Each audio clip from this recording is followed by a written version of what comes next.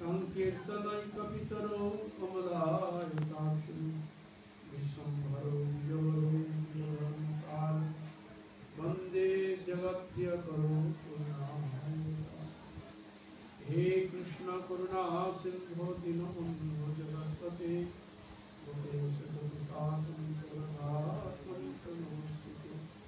प्राप्तकंचन गौरांगी राधे वृंदावनेश्वरी वृषभानुसुते देवी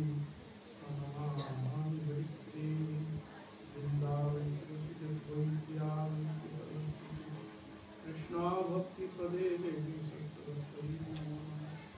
नारायण नमस्कृत्य नरं चैव नरोत्तमं देवीं सरस्वतीं व्यासं ततो जयमुदीरये। कमादिदेवं करुणानिधानं कमालवर्णं श्वेतावतारम् अपार संसार समुद्र सतीं भजामि।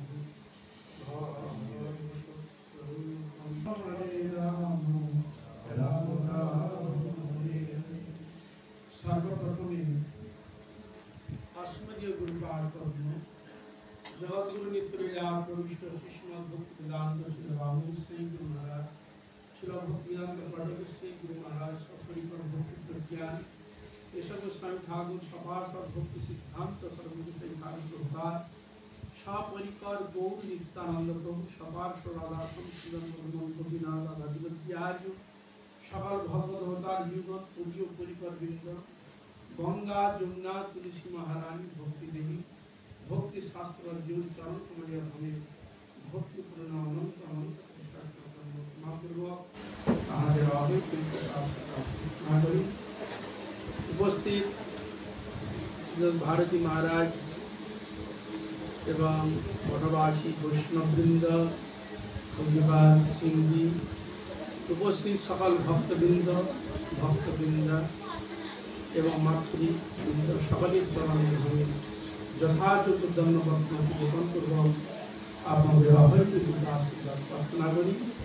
আপনারা কৃপা করুন, আশীর্বাদ করুন যেন নিত্যকাল হরিগুরু বৈষ্ণবের মহিমা গুণগান কীর্তন আমার নরাধ আবিষ্ট জনকে যেন ধন্য করতে পারি। হইয়াছেন হইবেন প্রভু দেবদাস সবার চরণ বন্ধু সিংহ মহারাজের সিং থেকে বীর্যবতী शास्त्रीय बाणी कथा अपना श्रवण करलें। भगवान कथा जगते जत प्रकार मिष्ट अमृत सदृश जत जगतिक जड़ वस्तु रही सब थेके उत्तम वस्तु होते भगवान नाम गुणगान सेवा। ये जगतेर सेवा करे करे मानुष एक बार कि हो जाए एक बारे और पारे ना कष्टे एक बार जर्जरित हो जाए। किन्तु भगवान सेवा करले शारीरिक मानसिक যাই হোক না কেন তিনি সেটি সুখ এবং প্রেম ভক্তি অনুরাগ হৃদয় অনুভব করবেন। এই জন্য ছিল মহাজনগণ বলেছেন তোমার সেবায় দুঃখ হয় যত সেও তো পরম সুখ सेवा सुख दुख परम सम्पद नाशय अविद्या। भगवान सेवा करले ए जड़ जगतेर जत प्रकार दुख कष्ट तो जाबेई इह जन्म एवं आगेर जन्मे जेगुलो दोष त्रुटि बा पाप टाप जा किछु छिलो सेও नष्ट हो जाए। आबार भगवानेर चरणे भक्ति वृद्धि लाभ करा जाए। अंतिमे भगवान श्री गोविंदेर श्रीपाद पद्म लाभ करा जाए। ताई शास्त्र सब दिक दिए आमादेर ग्यारंटी दिच्छे। किन्तु दुःखेर विषय ए जगते कोनो जिनिस यदि एकटु ग्यारंटी दिए बिक्री करे आमरा सेखाने एकबारे ढल मारी नेওয়ার जन्य तत्पर हये जाय। किन्तु भगवानेर कथा तिनि जे ग्यारंटी दिच्छेन से ग्यारंटी के आमरा निते चाচ্ছি। कोनो पयसा लागबे ना কোনো অর্থ ধন সম্পদ লাগবে না, বিষয় আশয় কিছুই লাগবে না, শুধু কি লাগবে আপনার শ্রদ্ধা, একটু ভক্তি অনুরাগ দিলেই ভগবান দিতে তৈরি আছে। কল্পনা করা যায় এই যে বৈষ্ণব সেবা, কেউ কায় মনোবাক্যে যে বৈষ্ণব সেবা করে, এই সেবার মাধ্যমে ভগবান শ্রী গোবিন্দের চরণ প্রাপ্তি লাভ করা যায়। এক জন্মে হরিগুরু বৈষ্ণবের যদি কেউ সেবা করে কায় মনোবাক্যে, এক জন্মেই গোবিন্দকে লাভ করার ক্ষমতা রাখে। শুধু সাধুগুরু বৈষ্ণবের যদি সেবা করার প্রবৃত্তি যায় তবে, নচেত হবে না। তা আমি যে সেবা করব, তার যে গুণগান কীর্তন করব, ভগবানের সঙ্গে আমার কি সম্বন্ধ রয়েছে? আমরা এই জগতে যাদের সেবা করে এটা সম্বন্ধ সূচক হয়ে সেবা করি। এ আমার স্ত্রী, এ আমার পুত্র, এ আমার কন্যা, এ আমার পিতা, এ আমার মাতা। এই সম্বন্ধের জন্য আমরা সম্বন্ধের জন্য একটা একসঙ্গে বন্ধন হয়ে রয়েছি। যে বন্ধনটা জন্মান্তরের বন্ধন, এক জন্মের বন্ধন না। পশু পক্ষী জনি যদি লাভ করি, ওই জন্ম আমার সংসার ছিল। বৃক্ষ জনি লাভ করছে, ওই জন্মে আমার সংসার ছিল। আবার মনুষ্য জন্ম লাভ করেছে, এই জন্মে আমার সংসার আরো আসক্তি হয়ে বসেছে। এই জন্য অন্যান্য জন্মের থেকে মনুষ্য জন্ম শ্রেষ্ঠ হলেও তবে খতরনাক জন্ম বলে জানবে। কেন? এই জন্মে বেশি আসক্তিটাকে বেশিকে তুলে ধরে। একটা পশু যদি দেখেন, যতক্ষণ সন্তান না সে খেতে শিখেছে ততক্ষণ তাকে আদর করে। যখন সে খেতে শিখে যায় আর সন্তানের সঙ্গে সম্পর্ক থাকে না। একটা পাখি যদি দেখেন, সে যতক্ষণ না ডিম ফুটছে ততক্ষণ মা তাকে তা দিচ্ছে। যখন সন্তান হয়ে গেছে, উঠতে যতক্ষণ না শিখছে ততক্ষণ সে খাবার সংগ্রহ করে সন্তানটাকে দেয়। সন্তান যখন সে উঠতে শিখে গেল, খেতে শিখে গেল, আর তার সঙ্গে কোনো সম্পর্ক থাকে না। হরে কৃষ্ণ। কিন্তু আমরা মনুষ্য আমরা একবারে এমন জড়িয়ে রেখেছি, আমরা সংসার কাটতে চাচ্ছি না, আরো যেন বন্ধন স্বীকার করতে চাই, আরো যেন বন্ধন আরো যেন জোরালো হয়, এরপর আমরা চাচ্ছি। তাহলে এবার বলুন, মনুষ্য জন্ম যদি শ্রেষ্ঠ জন্ম হয়, তাহলে আমরা বন্ধন হচ্ছি কেন? আমরা বন্ধন কাটার জন্য চেষ্টা করি না কেন? তাহলে এটা কি শ্রেষ্ঠ মানুষের মানে তার অভিনয়, না যথার্থ শ্রেষ্ঠ বলে তাকে আপনি বহুমান করবেন? বলুন, শ্রেষ্ঠ মানুষ তাকে বলবেন কি? যদি বলা হতো, তার শাস্ত্র বলেছে ধর্মেন হীনা পশুবীর সমান। ধর্মহীন ব্যক্তিকে পশু বলা হয়েছে। তাহলে আমরা এত ডিগ্রি ডিপ্লোমা পড়েছি, ইউনিভার্সিটি কলেজ পড়াশোনা করে এসেছি, হরি ভজন করি না, সেই ক্ষেত্রে সেই একবারে গাড্ডায় পড়ে আছি, উঠার জন্য চেষ্টা করি না। তাহলে এটা কি আমার শিক্ষার দীক্ষার যথার্থ প্রমাণ? এইটা যদি আমাদের ঠিক যদি হতো, তাহলে মহাপ্রভু স্বয়ং ভগবান চৈতন্য মহাপ্রভু রূপে এসে তাকে হরিনাম প্রচার করা কোনো দরকার ছিল না। তার মুখস্থিত বাণী গীতা ভাগবত আদি দেওয়ার কোনো প্রয়োজন ছিল না, এবং তার ভক্তকে প্রেরণ করার কোনো প্রয়োজন ছিল না, ভগবানকে লীলা বিলাস করার কোনো প্রয়োজনই ছিল না। তাহলে আমরা শ্রেষ্ঠ মানুষ করে পার্টি দিলেও কিন্তু আমরা শ্রেষ্ঠের কাজ করি না। এই জন্য সেখানে দুঃখ করে শাস্ত্র বলেই দিয়েছেন। এখানে মহাপ্রভু বলেছিলেন যে আমি এলাম যে সকলকে কৃষ্ণ ভক্তি দিয়ে আমি তাদেরকে উদ্ধার করব, কিন্তু আমি কব নিবারণ করার জন্য এসেছিলাম, কিন্তু উল্টিয়ে কব লাগলো নিজের শরীরে, আর তার দুঃখ বেশি কষ্ট হলো। নিতে চাইল না হরিনাম, হরি কীর্তন নিতে চাইল না, ভক্ত কথা নিতে চাইল না। মহাপ্রভু খুব দুঃখ প্রকাশ করেছেন।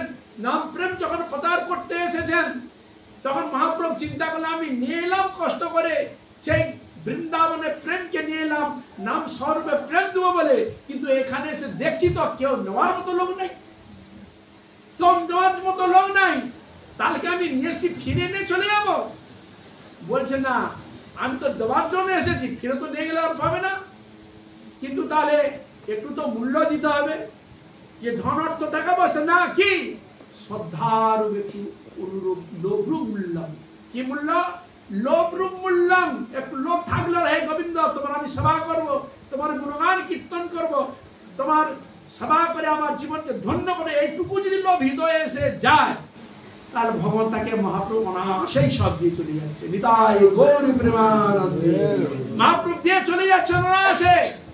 কিন্তু সাধুগুরু বৈষ্ণব মহাপ্রভু চলে যাওয়ার পর পুরো অন্ধকার হয়ে গেল। আমাদের গুরুবর্গ গোস্বামীগণ তারা দেখলেন মহাপ্রভু এসে যা কিছু করে তো গেলেন, কিন্তু প্ল্যাটফর্মটা তৈরি করলো, কিন্তু দেখা গেল ধীরে ধীরে ধীরে ধীরে মানুষ যেই তিমিরে ছিল সেই তিমিরে যেতে আরম্ভ করে। বুঝলেন? একটা কথা শুনেছিলাম, ছিল ভক্তি সিদ্ধান্ত সহিত প্রভুপাদ। তিনি যখন বনগোসাই মহারাজ, তীর্থল গোস্বামী, অন্যান্য মহারাজ জীবনকে বিদেশে পাঠিয়েছিলেন, বুঝলেন? সেখানে যারা দীক্ষা টিক্ষা নিয়েছিল, যখন এরা চলে এলেন, প্রভুপাদ যখন সকলে আবার কি করবো, যেই খেত, যা জিনিস খেত, যা ব্যবহার করত, সেই কাজে ঢুকে গেছে। পরবর্তীকালে ওই ক্ষেত্রটাকে, প্ল্যাটফর্মটাকে তৈরি করেছিলেন, পরবর্তীকালে স্বামী মহারাজ গেলেন, আবার ওইগুলোকে টেনে নিয়ে এসে আবার দিলেন, আবার ওনারা চলে গেলেন, যখন চলে গেলেন আবার কেউ গেলেন না, তখন আবার ওই একই অবস্থা, যেই তিমিরে সেই তিমিরে হয়ে গেল। বুঝা গেল? তারপরে আমাদের নারায়ণ গোস্বামী মহারাজ অন্যান্য গুরুবর্গ গিয়েছিলেন, পুনরায় তাদের কাছে দীক্ষা নিয়ে হরিভজনে গিয়েছিল। তাহলে আমাদের জন্ম যদি ওই রকম যদি হয়ে থাকে, আজ এগুলোর কাছে দীক্ষা নিলাম, দুদিন পরে সব ছেড়ে দিয়া কোনো আচরণ করলাম না, আবার একজন এলো, এই লে রে, আবার তার কাছে নিয়ে নিল, দুদিন পরে করার পর আবার তাকে ছেড়ে দিল, ছেড়ে দিয়ে আবার একজনের কাছে নিল। এরকম হরিভজন হয় না। হরিভজন আরাধনা করতে গেলে একজনকেই ধরতে হবে, যে বস্তু, যে বীজ দিয়ে গেছেন, সেই বীজকে হৃদয়ে ধরে রাখতে হবে। এখানে দেখছি হাম্বা চাম্বা খুব নাম দাম আছে, তার কাছে গিয়ে মনে আর কিছু বেশি কিছু পাওয়া যাবে। আর এর মধ্যে হাম্বা চাম্বা কোনো প্রচার নেই, হাম্বা চাম্বা নেই, এর কাছে নিলে হবে না। এই জন্য আমরা খুঁটি যে ইন্টারন্যাশনাল যেখানে কিছু হবে, সেখানে যদি কিছু ধরা যায়, তাহলে কিছু ভালো ভালো জিনিস পাওয়া যাবে, তাহলে ভগবত তাৎপর্য লাভ করা সম্ভব হবে। কিন্তু প্রভুপাদের অনুগতন যাহারা বাইরে সাধন ভজনের দিকে তাদের মনকে রেখেছিলেন, বাইরে ওসব জিনিস রাখেননি, সাধন ভজন মধ্যে নিজেকে ডুবি রেখেছিলেন, কজন খুঁজতে যায়? এই জন্য শাস্ত্র যুক্তি দিয়েছে, শাস্ত্র মদ, মাংস, গাঁজা যেখানেই থাক না কেন, মদ লুকিয়ে বিক্রি হয়, সামনে বিক্রি হয় না। কিন্তু যার প্রয়োজন খুঁজে খুঁজে খুঁজে খুঁজে সেখানে ভিড় লাগিয়ে দিচ্ছে। কিন্তু সামনে যে দুধ বিক্রি হচ্ছে, দুধকে গ্রহণ করার মতো ব্যক্তি নেই, দুধকে আস্বাদন করার কোনো ব্যক্তি নাই, দুধকে বাড়ি বাড়ি দিতে যেতে হচ্ছে। কিন্তু মদকে, মাংসকে, মৎস্যকে বাড়ি বের দেওয়ার দরকার, সেখানে অনায়াসে নিয়ে আসছে। বলে আর কারণ কি না, মানুষ ওইগুলোই চায়, এগুলোকে তারা চায় না, ভালো বস্তু তারা নিতে চায় না। এই জন্য তাদেরকে দেওয়ার জন্য গুরু বৈষ্ণবগণ বারবার উপদেশ, শাস্ত্রের বাণী বার দিয়ে তিনি দিয়েছেন। ছিল ভক্তি সিদ্ধান্ত সহিত ঠাকুর প্রভুপাদ বলছেন যে জীবকে উদ্ধার করার জন্য আমাকে গ্যালন গ্যালন রক্ত দিতে হবে, গ্যালন গ্যালন রক্ত দিতে হবে।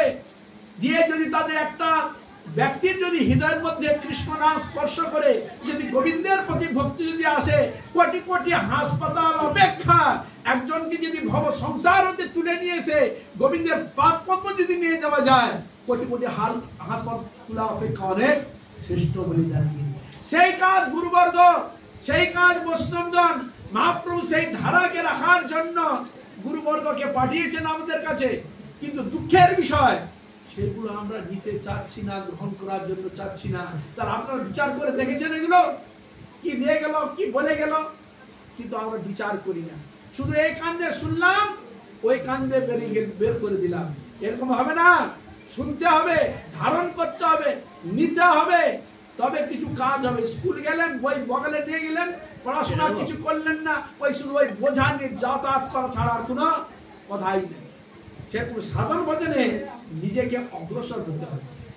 সাধন ভজন কেউ আপনাকে করাতে আসবে না সহজে, একমাত্র গুরু বৈষ্ণবগণ আসে করাবার জন্য। কেন? তার কি দায় পড়েছে?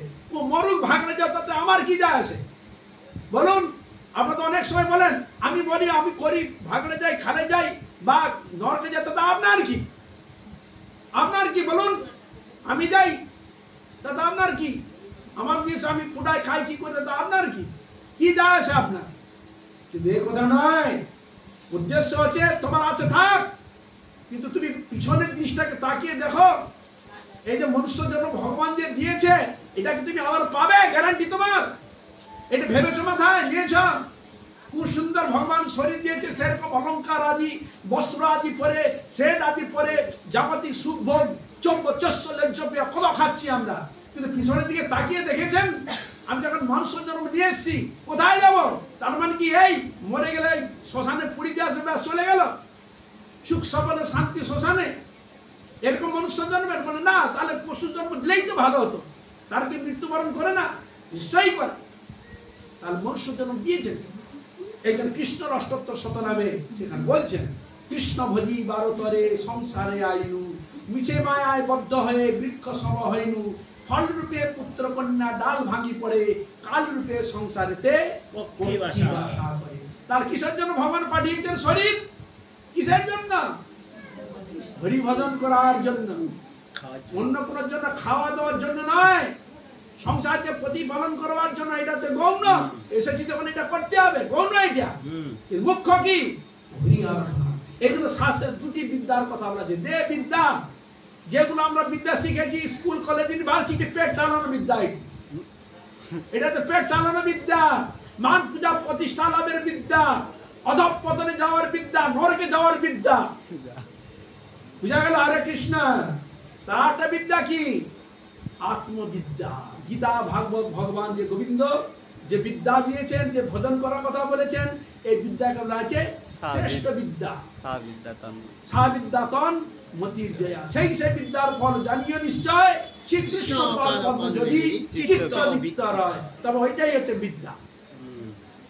জড় বিদ্যা সব মায়ার বৈভব, কৃষ্ণ ভজনে বাঁধা, অহমীয় সংসারে মোহজনমিয়া জীবকে করয়ে গাধা। এই জন্য আমরা গাধা। প্রথম অবস্থায় ছিলাম ভালো, এবার যত লেখাপড়া শিখে শিখে আস্তে আস্তে কি হচ্ছে? গাধা হচ্ছে, গাধা।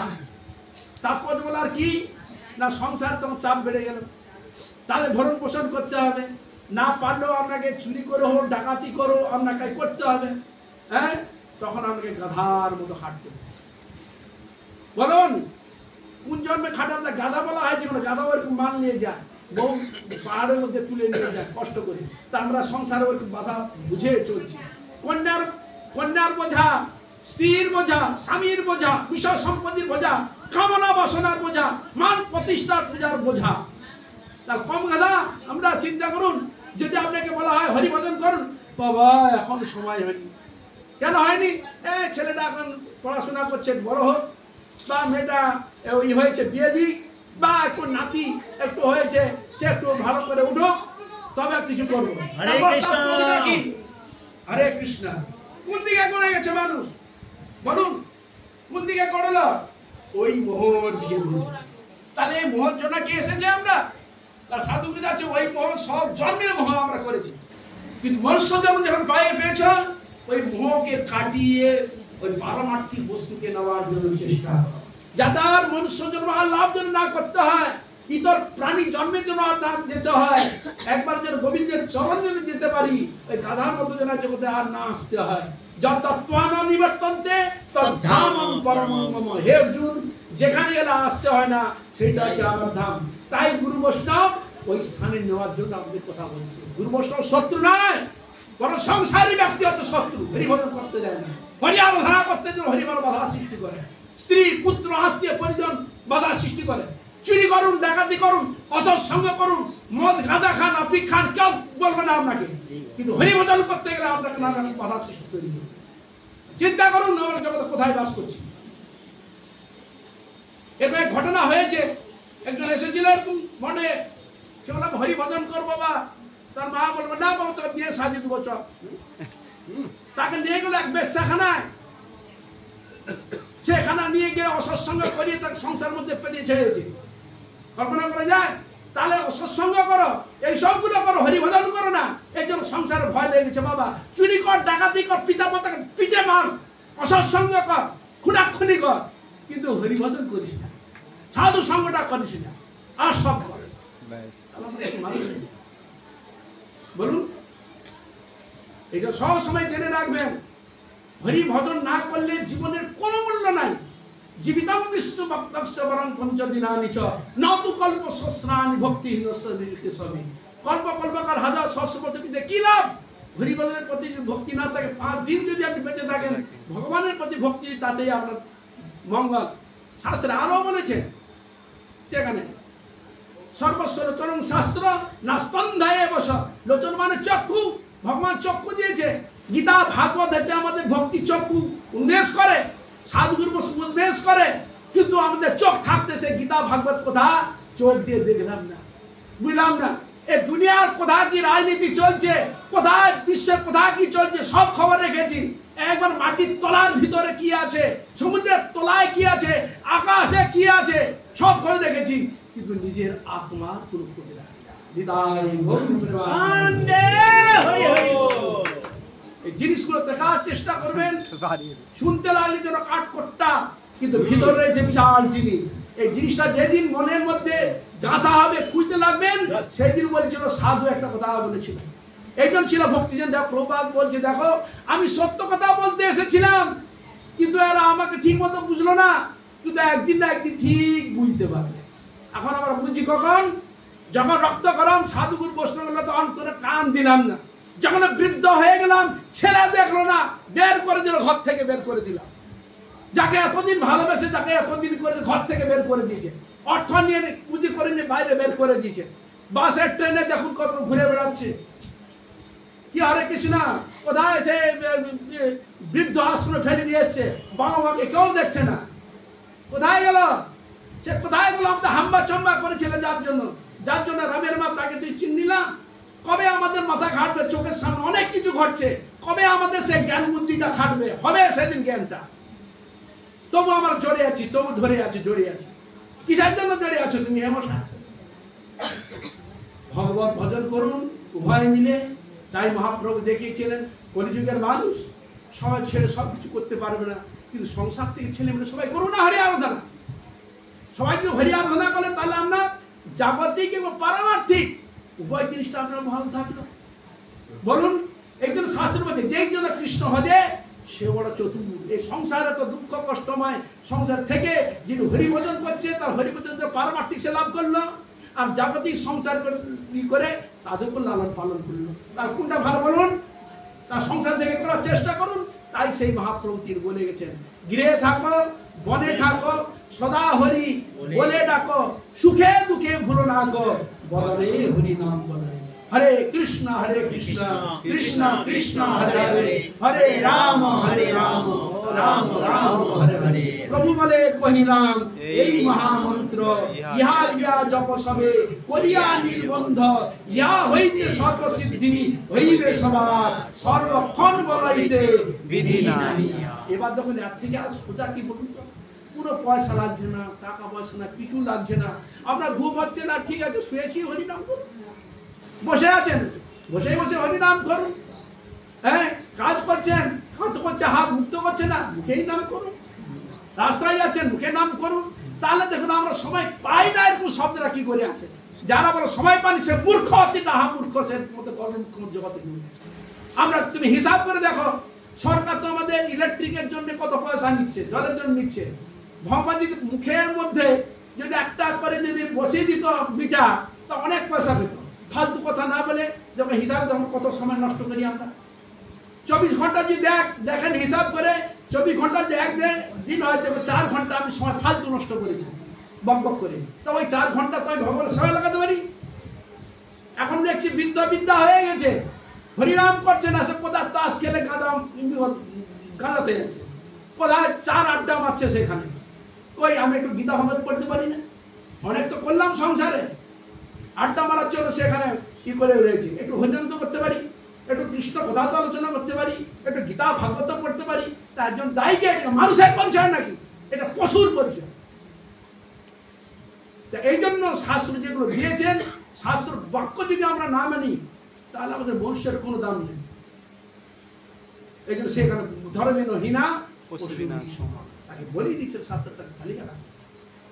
এই জন্য আপনারা মনে রাখবেন যে ভগবান যে জিনিস দিয়ে গেছেন, সাধুগুরু বৈষ্ণব যা দিয়ে গেছেন আপনার ভালোর জন্য বলছে, এখানে তার কোনো স্বার্থ নেই। এই জন্য বলছে মহান্তের সবার হয় তারিতে পামর, নিজ কর্ম নই তবু জান পরম। তার কোনো স্বার্থ নাই। কি স্বার্থ আছে এখানে? আমরা কাছে চুক্তি করে এসেছি, আমাকে এত টাকা দিতে হবে, আপনার কাছে এই করতে আমি এসেছি, আমাকে এটা দিতে হবে, ওটা দিতে হবে, সেটা দিতে হবে। কোনো চুক্তি নাই, কোনো স্বার্থ নেই আপনার কাছে। আপনার হরিনাম করুন, হরিনাম কীর্তন করুন, ভগবানের নাম করলে আপনারই লাভ, আপনারই লাভ হবে, আপনারই মঙ্গল হবে, সকলের মঙ্গল হবে। এইটাই চায় শাস্ত্রীয় বাণী, সাধুগুরু বৈষ্ণব। তার কষ্ট অনুভব করে, হায় সবাই এলো হরি ভজন করতে, সংসার মধ্যে বসে আছে, হরিনাম করছে না, কৃষ্ণ কীর্তন করছে না। আমার পরে গিয়ে এবার কি জন্য পশু হবে না, পোকে গাধা হবে না, ঘোড়া হবে, কি হবে, সেই জন্মে চলে যাবে ফিরে। এটা কষ্ট এরা অনুভব করে। আপনারা তো মেতে উঠেছেন সংসারের মধ্যে, মেতে উঠেছেন, কোনো চিন্তা নেই, কোনো টেনশন নাই। ব্যাংকে আছে টাকা, ইন্টারেস্ট খাটাবো, খাবো, এটা আছে, টাকা পয়সার কোনো অভাব নেই। আমার খুব ফুর্তি মেরে সময়টাকে নষ্ট করে দিচ্ছি। আর যখন শরীর খারাপ হয়ে গেল, লাখ লাখ টাকা দিয়ে চলে যাচ্ছে কোথায় এদার উদার, সেখানে টাকা। সেরকম সরকারও বসে আছে, যে লুকিয়ে এখানে নেই। অর্থ থাকলেও তার চাহিদা কমবে না, মান পূজা করে তার চাহিদা কমবে না, সব কিছু তার থাকবে। কিন্তু আপনাকে সবসময় মনে রাখতে হবে, মনুষ্য হয়ে এসেছি, এরপর আমি মনুষ্য জন্ম পাবো কি? কিন্তু ভগবান গ্যারান্টি দিচ্ছে, সুচিনাং শ্রীমতাঙ্গে জগ ভষ্টমী যায়। কেউ যদি হরিভজন করে, দেহটা যদি পাত হয়ে যায়, ভগবান তাকে ভক্ত দিয়ে জন্ম দিয়ে পুনরায় তাকে উদ্ধার করার চেষ্টা করে। যদি আমি হরিভজন কিছু করলেন না, হরি নাম করলেন না, ভগবান কিছু সুযোগ দিবে? ভগবান তো বলবে, তোরা মানুষকে পাঠিয়ে দিয়েছিলি, কি করেছিস? কেন বলবে, আমি মেয়েকে বিয়ে দিয়েছি, উচ্চ শিক্ষিত করেছি, ডিগ্রি ডিপ্লোমা তাকে লাভ করিয়েছি, ইঞ্জিনিয়ার ব্যারিস্টার থেকে আরম্ভ করে অনেক কিছু তৈরি করেছি। বলে ওই কথা আমি বলছি না, আমাদের ভজন সাধন করেছি, আমরা আরাধনা করি, ওইটা তো করিনি, ওইগুলো করেছি। যে আপনার গাধায় জন্মগ্রহণ, তোমার 4টা খুন করে দিলে ভালোই হবে। হাত দিয়েছে, তখন হাতে খেতে পাবে না, ওই পা দিয়ে খেতে হবে। গাছের লম্ফ ঝম্প করে ঘুরে বেড়াবেন, পিঁপড়া হয়ে মাটিতে বাস করবেন। এখন ওই পাকার বাড়িতে দেখে তো আমরা তো সেই সুখ অনুভব করতে পারছি না, তখন ওই মাটির তলায় তখন সাপ ব্যাং হয়ে বাস করবে, সেটা ভালো হবে তো? এই জন্য আমাদের উপর ছেড়ে যে বিচারটা আপনারা করুন। এই জন্য শাস্ত্র আমাদের জ্ঞান খোলার চেষ্টা করে, কিন্তু আমরা শাস্ত্রের কথা, সাধুর বৈষ্ণব কথা আমি নিতে চাই না। কেন নিতে চাই না? অর্থ রয়েছে, টাকা রয়েছে, পয়সা রয়েছে, বড় আমার কি অভাব? ভজন করে পাপ করেছি নাকি? যারা পাপ করেছে তারা হরিভজন করে, মূর্খের দর্শকের সংসার। এই জন্য চেষ্টা করবেন হরিভজন করার জন্য। তাই সকালের চরণে আমার এইটাই নিবেদন, আপনার হরিকে ছাড়বেন না। বাবার নাম ছেড়ে দেন, সব নাম ছেড়ে দেন, কিন্তু গোবিন্দকে ছাড়বেন না। এটা চিন্তা।